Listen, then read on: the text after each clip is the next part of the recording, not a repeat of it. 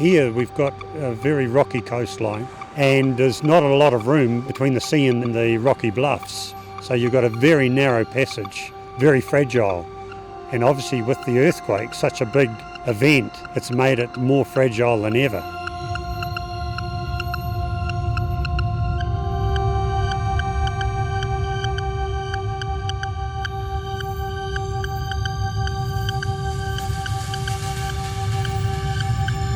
We just never knew the extent of what it was till reports started coming in about how big those slips really were. A popular tourist route along the North Kaikoura coast is now a dead-end road. After Monday's quake, State Highway 1 remains shut off to all but emergency vehicles, isolating small rural communities. No water, no power, shortages of food. The coastline and the transport network there for road and rail is the key piece of infrastructure for the South Island. So much of what Kaikoura is depends on visitors coming here. The volume of landslides and the size of them was unprecedented for New Zealand. The mandate very early on in this realisation by Kiwi Rail and NCTIR agencies was this need to get that link open again. Geovert first got involved with the works up there just before they set up the alliance to undertake a bit of emergency scaling, rockfall work, bit of blasting. The skills and expertise that Geovert brought to the operation were key. So Anthony Teenan reached out to Duncan Gibb and we sat with the alliance, their design panel. We worked through the safety and design, safety and construction, looking at different solutions for the slips. We knew from the beginning that being able to get all of the resource and skill and capability that we had in New Zealand for tackling these landslides was important. I think after a natural disaster, people tend to pull together a bit more. So, like you have the alliance set up with all the big contractors. Underneath that, you had rope access and the geotechnical guys collaborating, aligning, working together. You don't normally get that much in this industry, but it worked really well for the alliance. Good outcome for the community. Geovert were very quick off the mark to take that on board and get involved in that collaborative approach.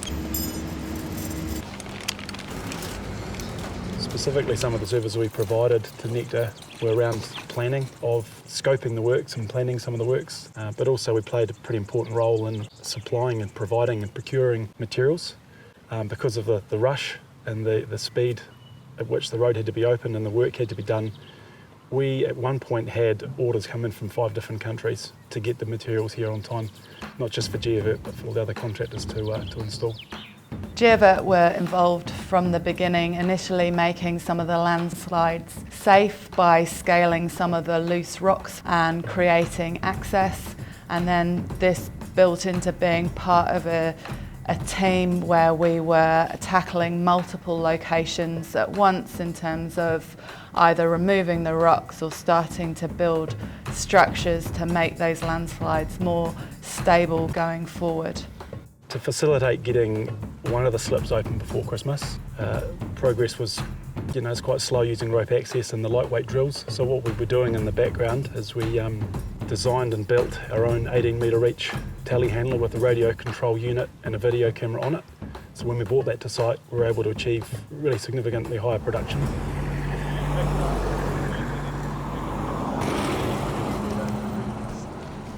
Make sure all the areas are barriered off.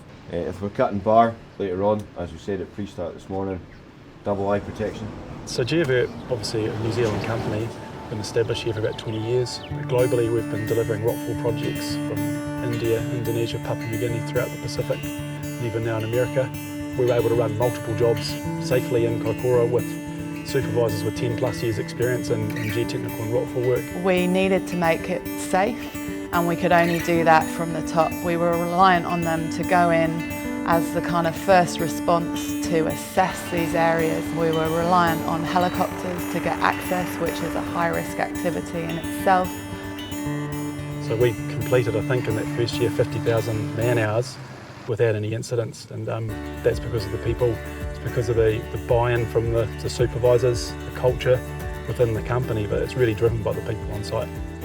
One safety protocol that Geovert has developed is the high-risk activity checklist for scaling. It's a checklist we basically run through before any scaling is completed, which briefs the crew on the dangers and just gets you ahead in the game basically. The safety culture in Geovert is really strong. Everyone works as a team and has an eye out for each other. Geovert's had a really good record up here of safety. Today, South Island motorists were able to drive the route between Kaikoura and Picton for the first time in over a year. But $500 million later, the road has finally reopened, pretty much exactly on schedule. The day after the road opened, I went up on the Saturday morning to see Mum and Dad. The town was absolutely heaving. The shops, there was queues out of the bakery. I hadn't seen anything like that for a year, and all the locals were smiling. So it was actually a really good feeling on that Saturday morning. I think something to be really proud of is how they were involved in raising the bar around best practice for rockfall work in New Zealand by sharing some of their expertise. They worked with us from a design perspective to come up with solutions that were safe to build and good for the future, and then also sharing that knowledge and helping us raise the bar with some of those other contractors that we were working with in that environment. There's a lot of pressure on a lot of our people, particularly towards the end of the year. We were doing night shifts on some of the rockfall barriers, night shifts on slips. We're doing night shift in the Hunderlees drilling, trying to get what we could done to get that road open. So sometimes the pressure took away from the enjoyment, but I'm thinking, in the next year or two when we start looking back on it, we can be pretty proud of what we're involved with there, the whole NCTIR Alliance and everyone.